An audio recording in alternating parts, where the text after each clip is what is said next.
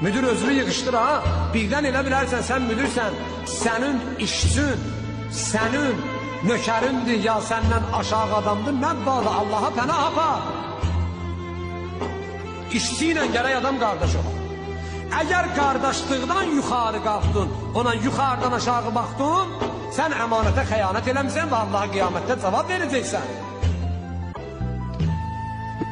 Qazandığın hamısı sənin üçün deyil. Biz gecə oturub fikirləşirik. Sabah görəsən mən işçiləri hansı fırıldaqla anladım görəsən. İmam Kazım ağa deyir ki, işçinin maaşını təri soymamış verir. O da sərf eləmir boynu yoğunlara. Ona görə də İmam Kazım onlara sərf eləmir. Quduran insanlara bu sərf eləməz. Ona görə onlara Əli vilayəti sərf eləməz. Ona görə onlara...